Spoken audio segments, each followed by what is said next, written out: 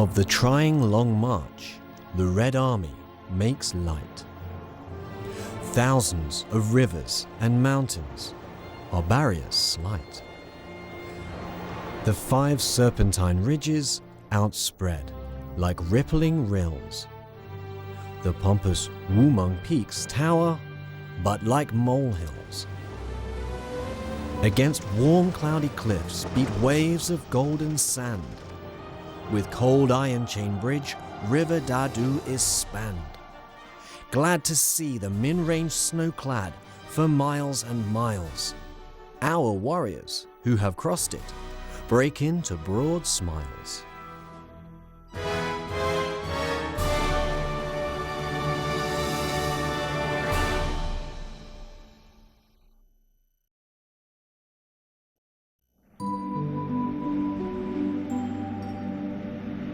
It's January the 5th, 2016, and President Xi Jinping is inspecting the 13th Army Group in Chongqing. In its museum, he stops in front of an exhibit. It's a leather belt. It belonged to Red Army soldier Zhou Guangcai. When no grass roots were left to be dug up and the trees had been stripped of all their bark for food during the long march, Zhou and his comrades had boiled their leather belts to stave off the hunger. Zhou, holding his own belt, had said, with tears in his eyes, "Let us keep it as a memento and show it to Chairman Mao." Several of his comrades would later die on the march. Xi Jinping says, "That is the power of conviction. It's a vivid example of following the party resolutely."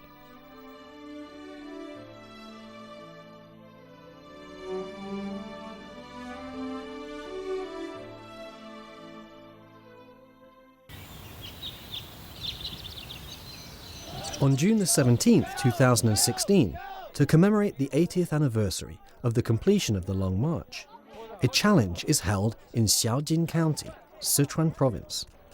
Competitors race one another over Mount Jiajin. The Central Red Army reached the foot of Mount Jiajin in June 1935 after breaking through the enemy lines at Lushan and Baozuo. Jiajin was the first of many snow-capped mountains the Red Army would have to climb over. Mount Jiajin at 4,000 meters is capped by snow all year round. In the thin air, there are no human inhabitants, and so no trails to follow. The temperature regularly drops as low as -30, and the conditions are made even more forbidding by rain and hailstorms.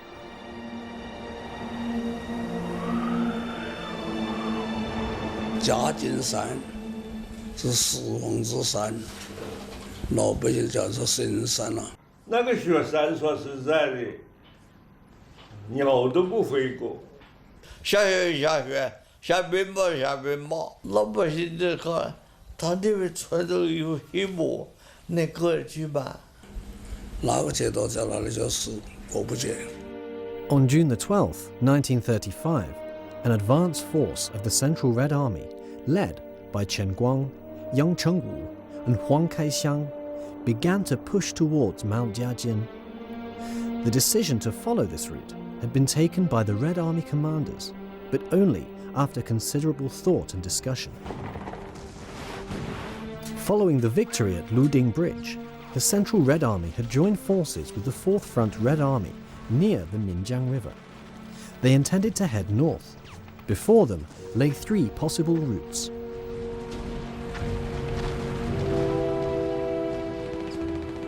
The eastern route was a transport artery that was heavily defended by Hu Zongnan's Kuomintang Central Army. Going that way was dangerous, and the outcome was unpredictable.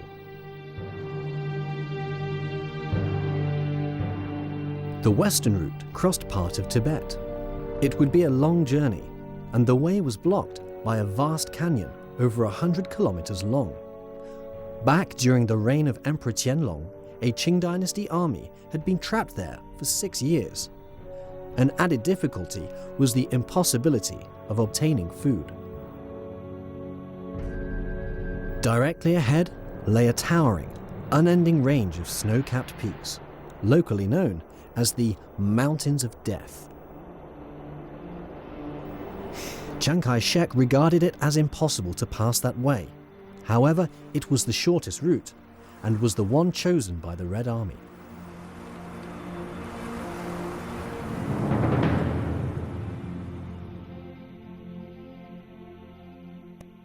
The advance force of the Red Army prepared sticks and alcohol for the journey ahead. Young Chengwu later recalled, they dug footholds in the snow with bayonets and shovels. People climbed up along the winding trail opened by those ahead of them. He continued, the higher they climbed, the thinner the air. We felt dizzy and out of breath. We helped one another to struggle on, to wrestle the ruthless nature with all our strength.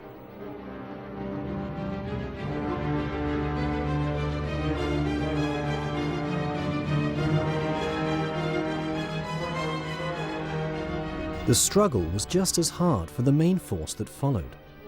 They too had to confront the dangers of the freezing climate, the lack of oxygen, and potential snow blindness. On June 14, 1935, Red Army Commander-in-Chief Zhu De received a telegram. The air at the top of Mount Jiajin was too thin for breathing. The cold became unbearable, especially after dusk.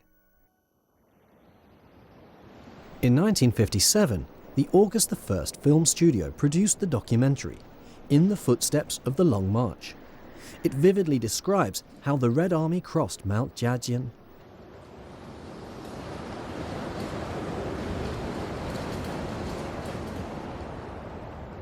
没孩子穿，穿大衣服2件，穿2件大衣服，就是那个枪。他的鞭炮他说进来了，最小的像那鸽子蛋那么大，地上砸的把都得全部打稀烂。路上的雪啊，被前面的人拆了，后面的人在上面走，就像是在滑冰一样。最大的个问题，没鞋子穿。战士们呢，经常打雪炮，那不是稀罕的事，那是家常便饭。踩着雪里的走啊，你不走上去啊？爬起上我们的山顶，一发力或者是休息，就从中的吃点燃料。但是山顶不能停，停下了你就走不了。那站的时候不能坐，不能站，一站了，一坐下就完了。空气非常稀薄。那不能坐的，一坐一下以后就站不起来了，结果那个二军团那个保卫部长一把我拽起来了。小鬼不能坐的，你坐着的话，有的天下有没有成这个雪上成仙了，他说你再也看不到你爸爸妈妈了，拉着我就跑。不能说不留，一定要跟着红军走。你留着了2条路，不是饿死了，就是国民党军人来以后抓住就把你杀了。所以坚决要走，跟着红军走。104-year-old Wang Dingguo still vividly remembers climbing the snow-capped mountain. 我在茅车中那个屋顶，3个摸去掉了。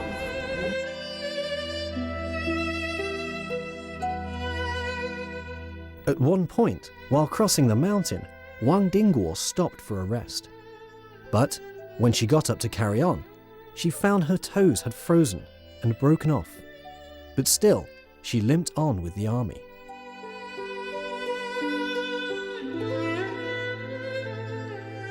Another soldier, Hao Yi, was just 19 at the time. He later recalled that, unable to go on, he spotted a rock. He put his small pack on it and sat down for a rest, But as soon as he leant on it, it shifted. To Hal's horror, the rock turned out to be the frozen corpse of a comrade from the troop ahead.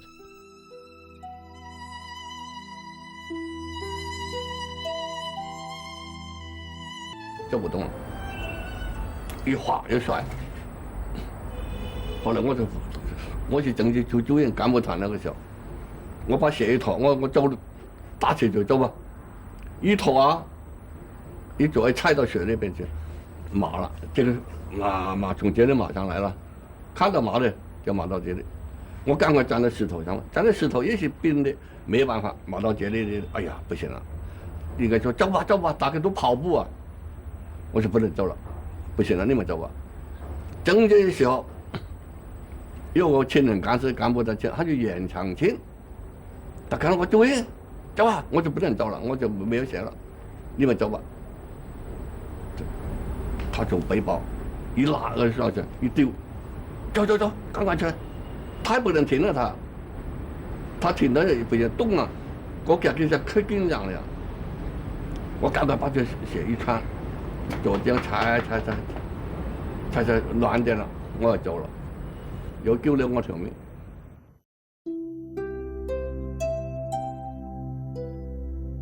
Nie Rongzhen wrote in his memoirs, "I was out of breath at the top of the mountain. The air was so thin. We didn't talk.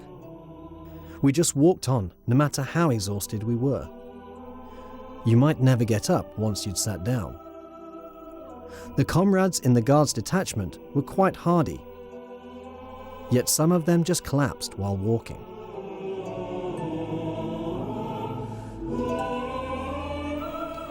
Deng Yingchao, in The Red Army Fearing Not the Long March, wrote, "The mountain was wrapped in snow all year round. If we stopped halfway during the 30-kilometer trek, we'd be frozen to death in a blizzard. Some sick comrades failed to get up once they'd sat down. Some slower ones failed to reach the top in time and died there."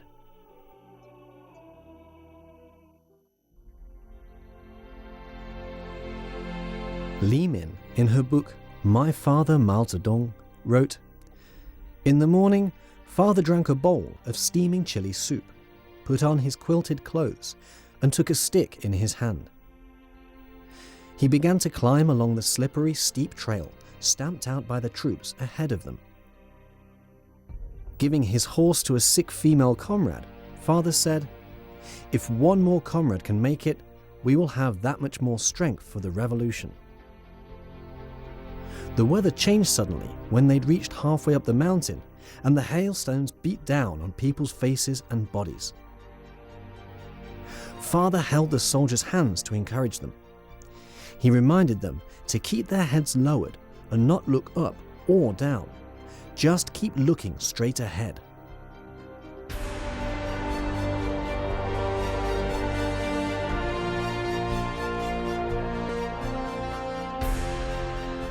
Shaoji War was located at the midpoint on Mount Jiajin. The Red Army soldiers took a short rest there. But in the freezing temperature and lacking oxygen, many of them died where they sat. The towering peak would be the last thing these Red Army soldiers ever saw. "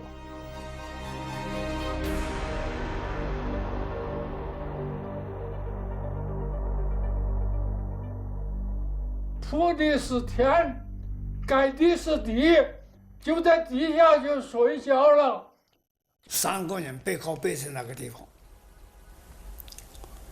看起来呢，也不说话了，也不能动弹，不能走了。所以说我们呢，就走到跟前去，看一看，看一看，同志走吧。这人就背靠背的在就死掉了。这个趟你知道翻这个山崖子死了多少？30多个，30多个靠着墙，就那么靠到那个山坡，就那么就这样，就30多个同志起不来了，全走了。过去在后面组织修泳队，修泳队是为了修泳这个掉队的、落伍的，后来呢变成叫做改为埋葬队。因为我们是后卫啊，掉下去的人啊就很多啊，看到那个背下的人啊，等于那个血井棺材一样。我看到这个情景，非常的难过啊。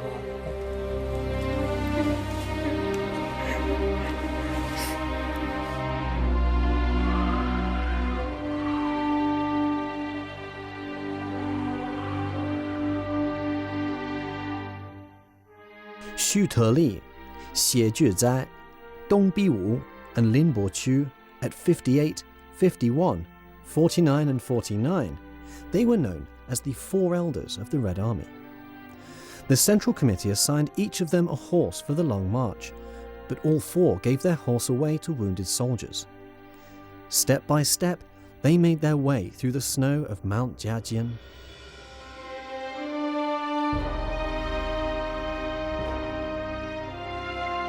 Wu Xian'en, an officer in the 4th Front Red Army, when he brought his unit to Dangling, saw bodies lying frozen in the snow up ahead. One of them had his arm outstretched, extending from a snowdrift. When Wu opened the clenched fist, he found it held a party ID and silver coin. The ID read, Liu Zhihai joined the CPC in 1933. Wu and his men bowed their heads. When Wu finally spoke, he said, Comrade Zhihai, we will surely pass your ID and last membership contribution to the party. Rest in peace.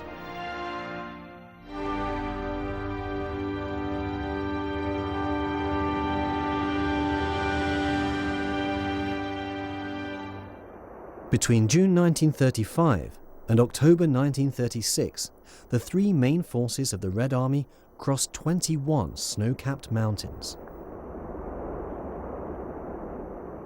早上在一起还说说笑笑，你看到晚上就没有了。我们不是有多少同志饿死冻死的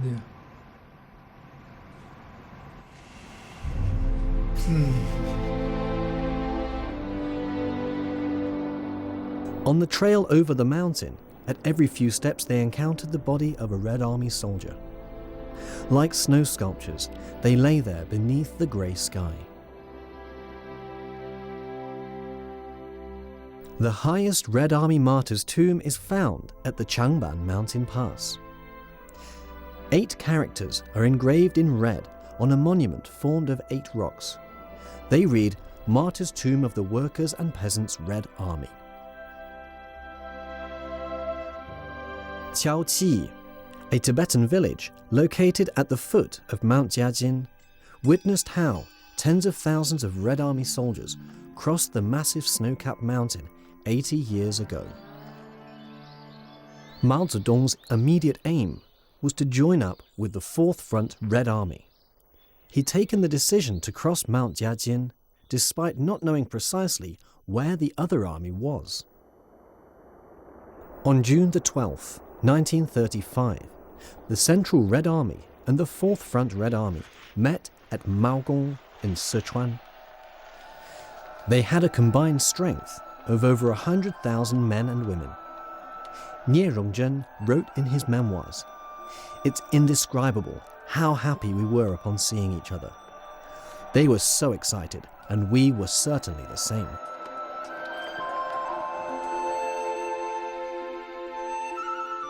It was a key moment in the history of the Chinese Revolution. After so much hardship, so much suffering, and so much sacrifice, they had finally come together. People were hugging and greeting one another, many with tears pouring down their cheeks.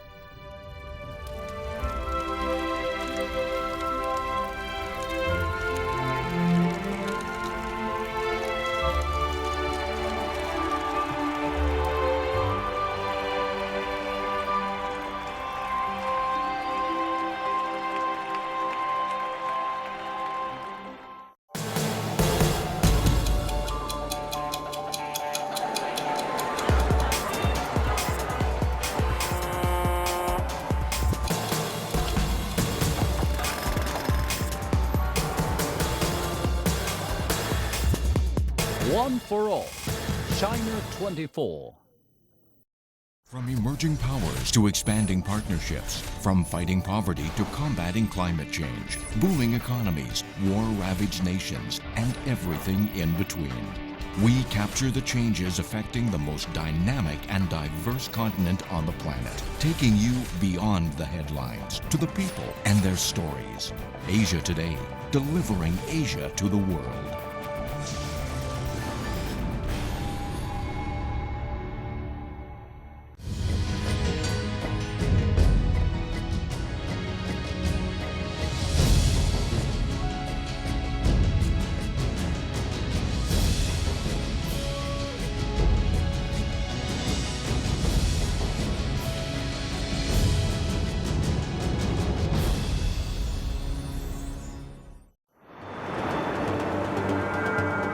The story of China is a story of change. We tell the story because we believe what happens here makes the world different every day. Life is a journey of discovering different perspectives.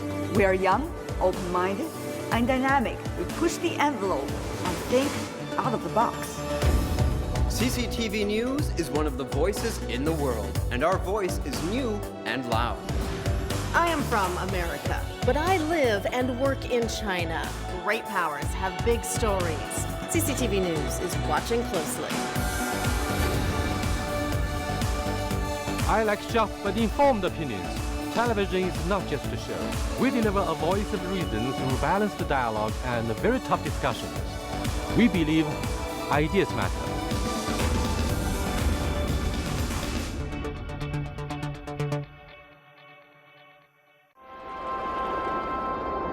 Songpan, in the northeastern part of the Aba region of Sichuan province, was a key point on the road to northwest China.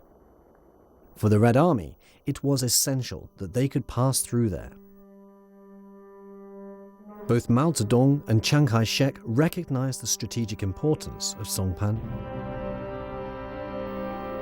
and both were desperate to deploy their forces there. While Mao was still leading the Red Army over the mountains to Songpan, Chiang had already dispatched Hu Zongnan's army there, with orders to establish a blockade that would leave the Red Army stranded on the northwestern Sichuan plateau. Controlling Songpan would be the key to victory. The Red Army was stranded at Jiajin and Mao'ergai for over a month. The fault lay with Zhang Guotao, commander of the 4th Front Red Army, who'd failed to follow the Songpan battle plan set out by the CPC's Central Military Commission. The delay allowed 24 Kuomintang regiments to take control of Songpan and the surrounding area. The Red Army had lost the chance to head north through Songpan and had no other choice than to cross the marshy grassland instead. The remainder of the Red Army were also obliged to head through the grassland. In mid-August, a part of the Red Army that was now designated the Left Route Army left the Zhuokeji area and headed for Aba. Later in the month, the Right Route Army departed from the Mao'ergai area, headed for Banyou. It was led by Mao Zedong, Zhou Enlai, Zhang Wentian and Bogu, while the Left Route Army was commanded by Zhu De, Liu Bocheng and Zhang Guotao. Provisions would be a problem while crossing the grassland, so the Central Committee set up a rations commission headed by Liu Shaoqi. Tibet was sparsely populated, making it hard to collect grain there. Despite the Commission's best efforts, little food could be obtained from the local Tibetan people.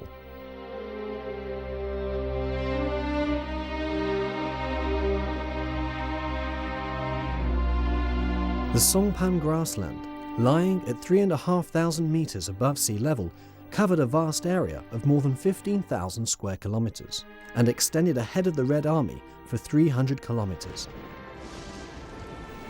The climate was unpredictable, with snow and hailstorms a frequent occurrence. It was a no man's land, without roads, potable water, or food. To make matters even worse, the swamps posed a constant threat, likely to swallow the unwary at any moment.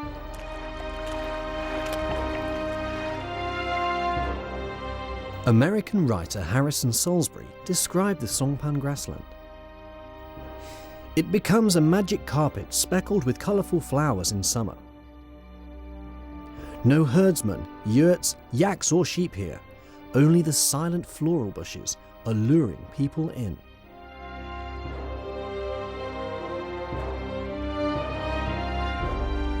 长征头最难问的是割草地，原因是没得吃的，医药条件差。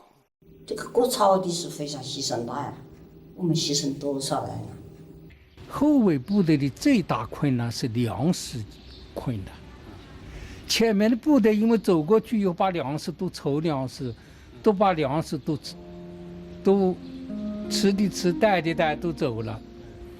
缺粮食，几天呢？我们最多的呢，我们那个部队有8天9天，一颗粮食都没有。天边没吃的了，就把那草地那个草长下来草，个人每天2盘煮的吃。我整整我2天我都忍呀忍不得了。一人说话了，天下谁跟他说了，看不见人。有个时候不小心啊，就踩到死人身上的。我艰苦啊，那就不能提了，就是不要提了，我这要哭的。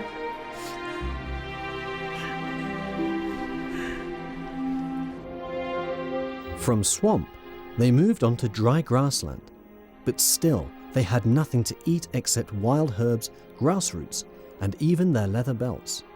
But not all the grass was safe to eat. 什么吃都有了，粮食吃光了，就吃野菜，全是野菜。凡是你认识的野菜，那个就是灰菜啦、红花苗啊、新藤菜啦、什么野韭菜啊，多了。它有时候有毒，你吃了中毒了。那水也是这样子的，你看这个水很清，结果它很毒。我看见他们拔什么草，我也拔什么草，搅一搅，死了好多的人，吃了坐在旁边一排一排的，结果人眼睛绯红。眼睛都成了红的，死了好多战士。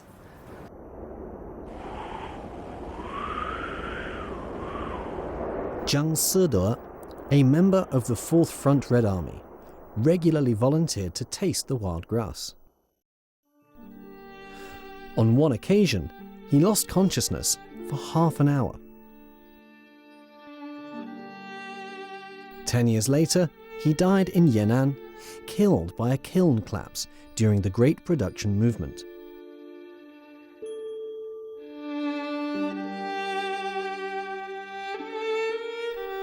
Mao Zedong made his famous "Serve the People" speech at Jiang's funeral.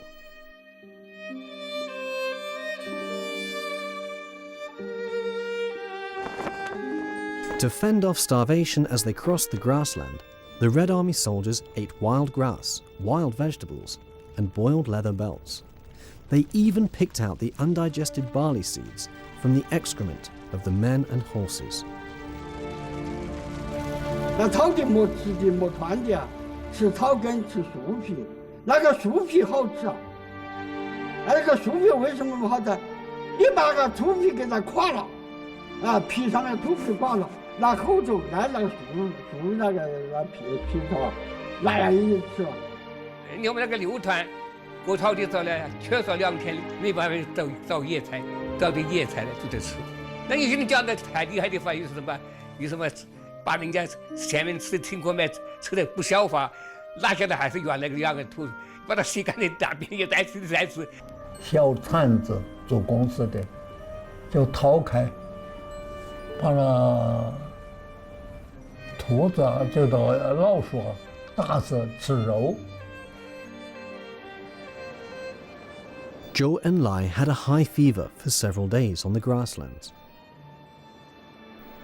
Peng Dehuai reluctantly ordered that the few mortars the army had should be abandoned, so that a stretcher-bearing party could be formed. Chen Geng volunteered to lead it. Yang Lisan was also a member.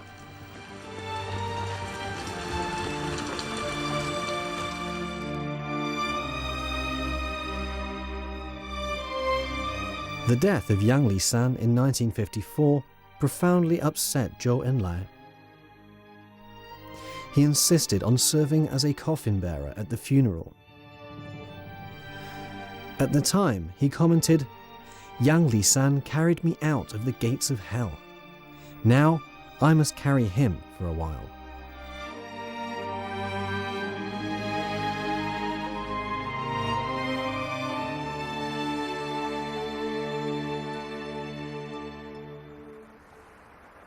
The grassland didn't lack water, but it was dirty and undrinkable. There are also areas that were totally dry, without even a drop of moisture.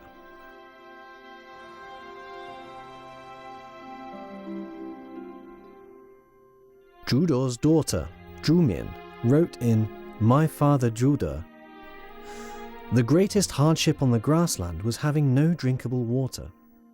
When there was no water, people collected horses' urine in their mugs to drink, despite the foul taste. Then there wasn't even the horse's urine, not even a drop of water to drink." She went on. Finally, just before they reached Luhua, they came across a small river. The soldiers threw themselves into it and gulped down the water without stopping. Many of them soaked their bedsheets, which they carried draped over their shoulders, so they could wring the water out to drink later.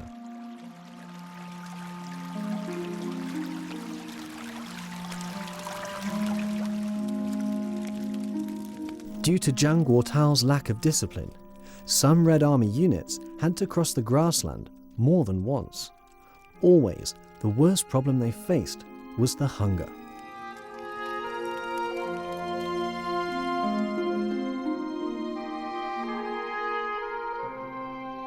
On show at the National Museum of China is a half-eaten leather belt. With no wild grass left, the soldiers were fainting from extreme hunger. It occurred to Ren Bishi that they could eat his leather belt. He and his bodyguard divided the belt into several sections, cutting them off to be boiled for meals. Each man ate 3 sections at a time. Despite the terrible smell, the men called it boiled beef.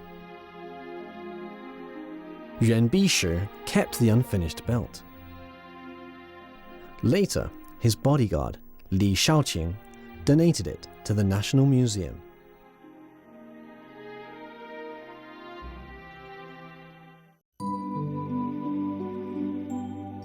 Having recovered from a serious illness, Mao Zedong gave his stretcher to a wounded soldier.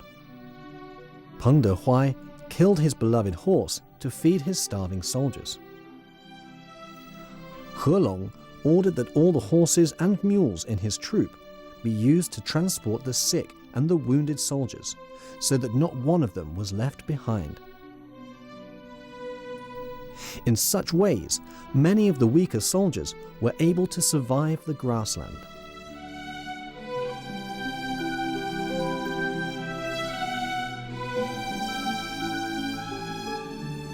After drinking dirty water, Feng Xizhi contracted diarrhea. His scalp swelled up so that it was as big as a melon, and he staggered on with the use of a walking stick. Seeing him, He Long offered Feng his red stallion. Suddenly, from behind the clouds, 3 enemy planes appeared. They swooped down and dropped a series of bombs. The horse was startled and threw Feng off. He Long calmly helped the soldier to remount. Describing these events, the biography of Li Xiannian reads, "Struggling across the grassland again, the Right Route Army lost almost a quarter of its officers and soldiers." The Second Front Red Army was the last to cross the grassland, with its 96th Division bringing up the rear. All the edible wild grass had been consumed by the soldiers ahead of them. The rest of the Red Army took 7 or 8 days to cross the grassland, but the Second Front Red Army took 10. Of 16,000 soldiers who had started the crossing, just 12,000 were left at the end. The 1,800 soldiers of its 96th Division, who acted as the rear guard, were reduced to a mere 400.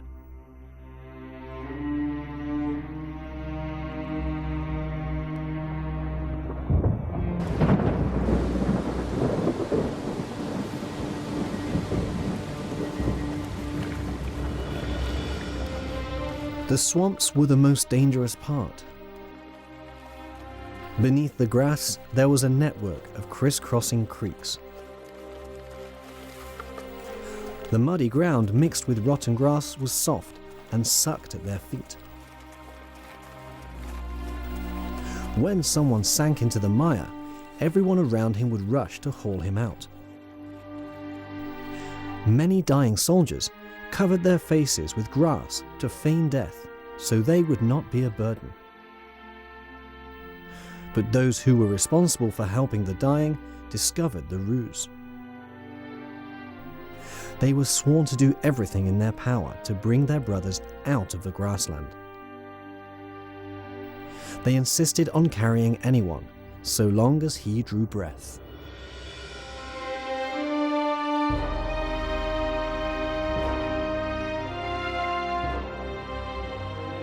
Some of the dead soldiers would be lying naked, with their clothes piled beside them. Those passing by would salute them. They understood that, since it was hard to remove the clothes from a stiffened body, the soldiers had undressed before they died as a way of helping their comrades.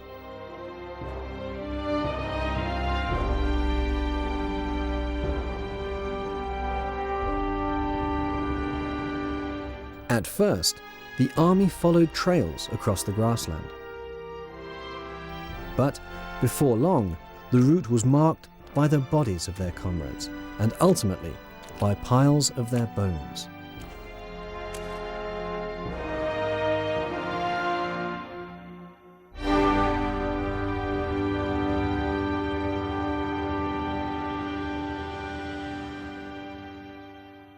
它那个草啊，不是从那长吗？长浓了就不知道，一下子就掉下去，掉下那个草啊，一盖了以后啊，找都找不到，不知道你掉哪去了，那就死了，就死在那可以都这样的。我记得啊，我们那个老战友啊，他的父亲呢是抬担架的啊，我们上到山上了。他的父亲在山下上不来了，后面就传口令上来，说某人的爸爸上不来了，叫他下去拉他，肚子里面是空的，没有劲，你再下去拉他，你来拉得上了，那都2个都完。过河的时候啊，你看那河里面，水面上。一会儿就漂一个死人，一会儿就漂一个死人。有的一堆儿一堆的啊，有的一堆的2、3个的、4、5个的都有啊，一堆堆的，卖都没得办法卖啊。那草挖那个土都挖不动啊，没得力气挖不动啊，死一堆一堆的，老鹰啊、野狗啊，那都肯定吃掉的。你说我自己干的，我现在蛮幸运的很。没得这些同志的保护啊，我们也过不来啊。收容队那个时候啊，碰到这样的人呢，他身体很虚弱，走不动，实在走不动了。那么收容队的人呢，身体也很虚弱，也不能背他，也不能拉他走。所以收容队呢没有办法，只好再多给一点，不能多给他一点干粮，他不要，要他把他自己的干粮交给收容队。叫你们先走，我是不行的，所以这个时候感觉很悲痛。我跟你讲，还好些没有掩埋的，还有的什么呢？中间有一堆火灰、炉灰啊，周围呢有一圈尸体。就是说，天气很冷，人们都在那儿前烤火，最后都冻死了。这个看到的，哎呦，看到难受啊！所以我们那个时候只好是会内惜别战友。大家看到都难说话，是那么多人，那都是真正的革命家。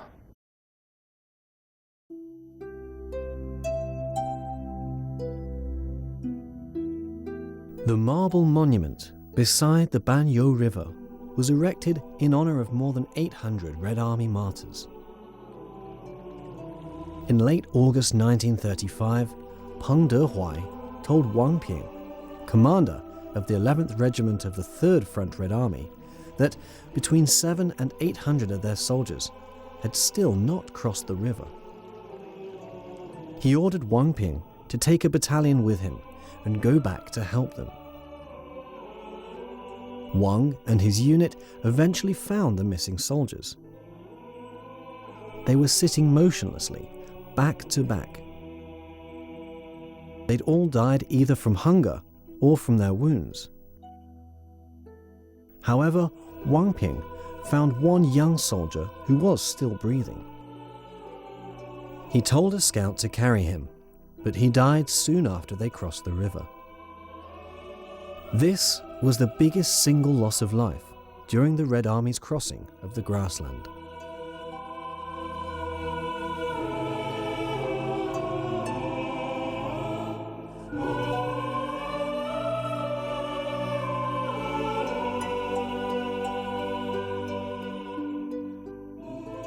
Tai Chang, a female Red Army soldier who was the longest-serving party member among her comrades, sang the Internationale in French as she waded across the grassland. Her singing was an inspiration and a great encouragement to everyone. The Right Route Army spent 7 days and nights battling across 130 kilometers of grassland. They paid a terrible price.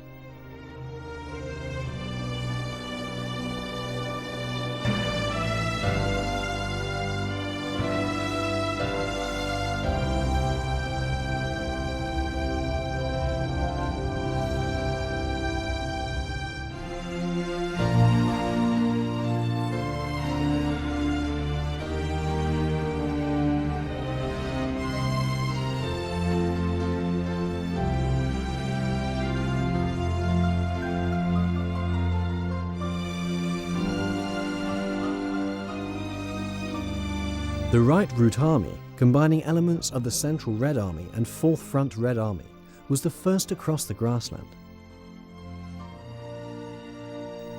What awaited them at the end was a crucial battle.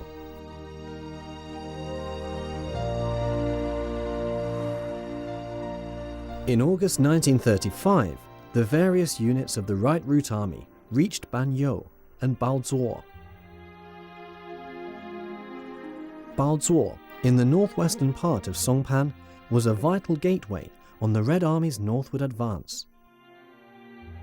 So, by August 1935, it had become a priority to remove the enemy from the area and open up the way to the north. On learning that the Red Army had succeeded in crossing the grassland, Chiang Kai-shek ordered Hu Zongnan to prevent its northward progress. He wanted the Red Army to be forced back into the grassland in western Sichuan and destroyed there. Meanwhile, Mao Zedong was drawing up his own battle plan. He realized he must act without delay to destroy the enemy in Baozuo. The assault was assigned to the 30th and 4th Group Armies under the 4th Front Red Army. The ensuing battle would be crucial to the destiny of the Red Army.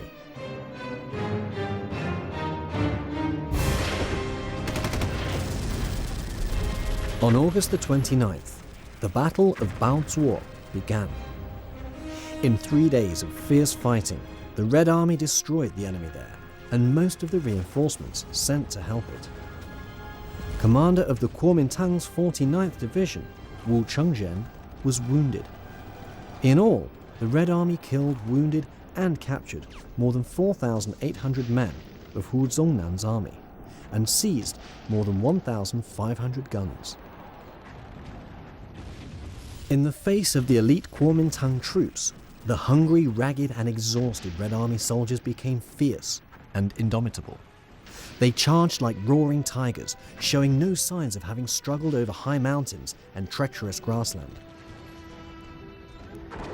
At the height of the battle, Wang Youjun, commander of the 10th Division, grabbed a machine gun and used it to cover his men's charge.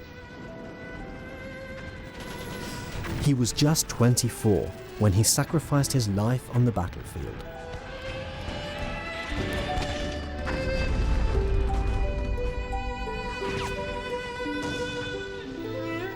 Wang Youjun's death deeply saddened regimental commander Xu Shiyou. Writing many years later, he recalled the outstanding general emotionally. "We buried him on the hill near Qiuji Temple. With tears in our eyes, the soldiers collected wild flowers to lay on his grave. They bid him farewell. Rest in peace, Comrade Wang Youjun. We will never forget your heroic deeds. We will surely continue your unfinished business."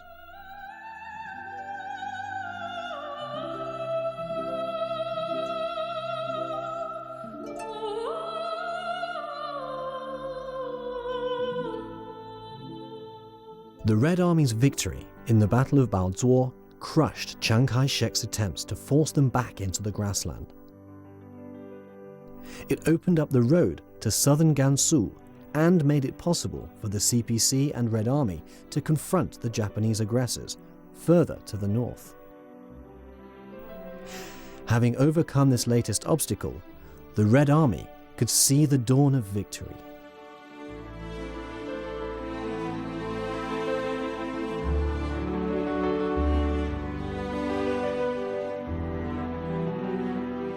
Edgar Snow, the American journalist who visited Yan'an in 1936, in his book Red Star Over China, described the Long March as one of the great exploits of military history. He went on to say that, compared to the Long March, the crossing of the Alps by Hannibal was like an excursion.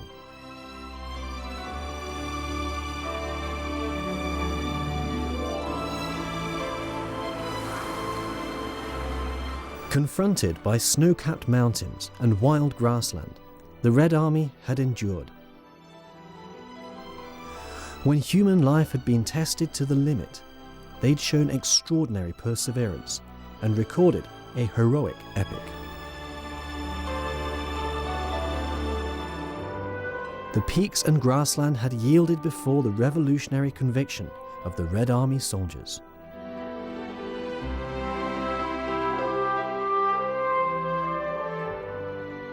Their ideals and convictions are the soul of a country, a nation, and an army.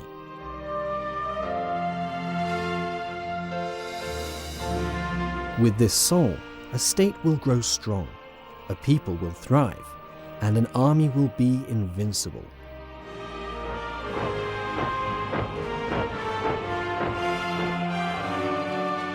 By braving the untold hardships and overcoming the most daunting obstacles, the Red Army had resolutely followed the direction laid by the party of going north to fight the Japanese and uphold their commitment to national salvation. In northern Shanxi, the reunion of its forces would cement the Red Army as a powerful resistance force.